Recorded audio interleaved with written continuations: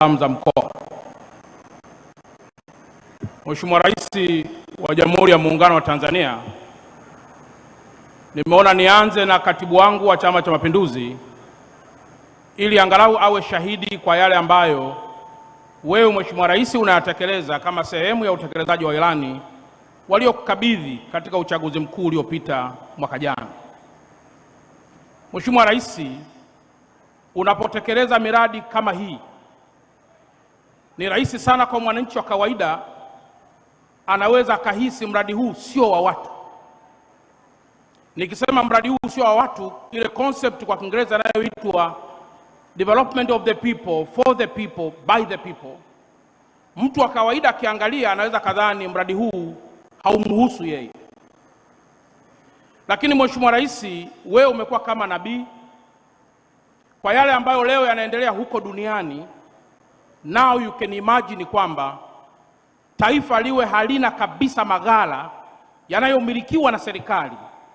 Kitakapotokea cha kutokea means taifa linaweza likaparalyze kwa sababu halina kabisa hata hifadhi ya mafuta.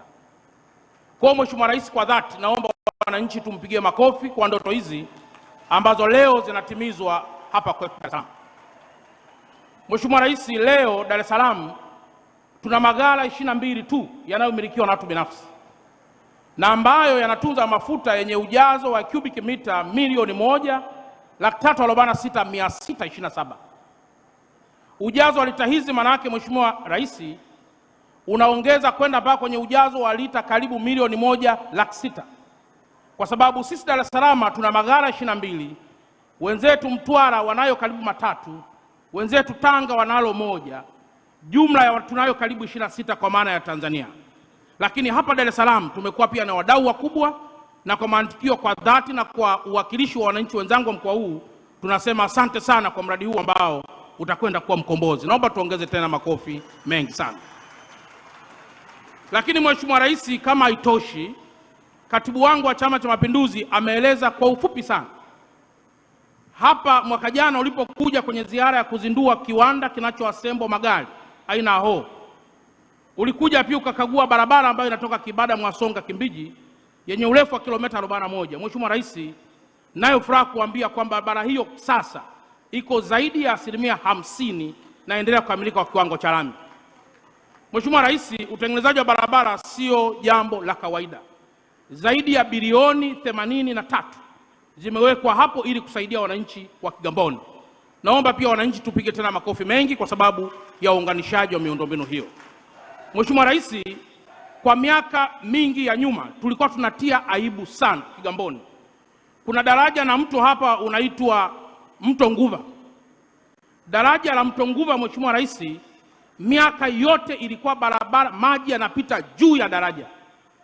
Wakulala kulia analala kulia, wakulala kushoto analala kushoto.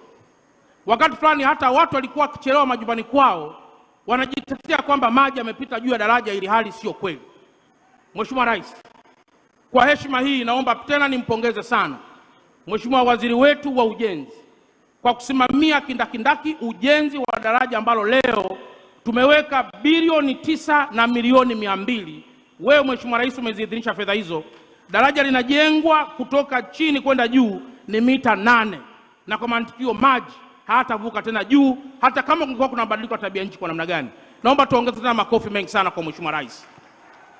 Lakini Mheshimiwa Rais, ulipofika kwenye kiwanda cha kuzindua ya magari, walikuomba barabara inayotoka kwenye barabara kuu kwenda kwenye kile kiwanda. Mheshimiwa Rais, naomba nikueleze kwamba leo mkandarasi ameshakabidhiwa site na ujenzi unaanza wa kiwango cha zege na kiwango cha lami. Naomba pia katika hili Mheshimiwa Rais tukuongezee makofi mengi kwa ulezi wa wilaya ya Kigamboni kwa kazi nzuri ambayo umeendelea kuifanya.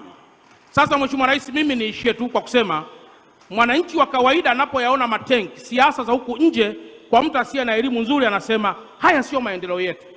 Lakini ukweli ni kwamba Mheshimiwa Rais, mtu anayetoka Kibada, anayetoka Mwasonga, anayetoka Kidagaa au anayetoka mpaka kule Pemba Mnazi anawezaje kufika stendi ya Magufuli kama gari likiwa lina mafuta? Ambulance ya kumbeba mama mjamzito au mtu yoyote kawaida kutoka huko Kigamboni ya mbali inawezaje kufika hospitali ya Temeke? Unachokifanya hapa ni kuconnect mkoa wetu ili uwe na hifadhi kubwa ya mafuta, kuweza kusevu mahitaji ya ndani na mahitaji ya nje. Leo Dar es Salaam inahudumia nchi mbalimbali ambazo zamani tulikuwa tunaita land-locked countries, lakini leo sio land-locked tena, ni land-linked with other means of transportation, sio land-locked. Lakini sisi leo tunahudumia bandari, tunahudumia Zambia, tunahudumia Malawi, tunahudumia Kongo. Kwa hiyo hiki unachokifanya Mheshimiwa Rais kinaendelea kuutanua mkoa wetu wa Dar es Salaam. Sasa changamoto iliyoibuka Mheshimiwa Rais baada ya kuboresha sana bandari ya Dar es Salaam ni kitu gani? Na ambacho ndio wananchi wengi wanapigia kelele. Foleni Mheshimiwa Rais imekuwa kwa kiasi kikubwa. Sasa kukua kwa foleni ni matokeo mazuri ya uwekezaji ulioufanya ndani ya bandari ya Dar es Salaam. Sasa je, tunaacha kama ilivyo ili baki kuwa tatizo? Na ukweli ni kwamba Mheshimiwa Rais, sisi kama viongozi tusipotatua tatizo linajibadili kuwa kiongozi na kiongozi ndio anakuwa tatizo.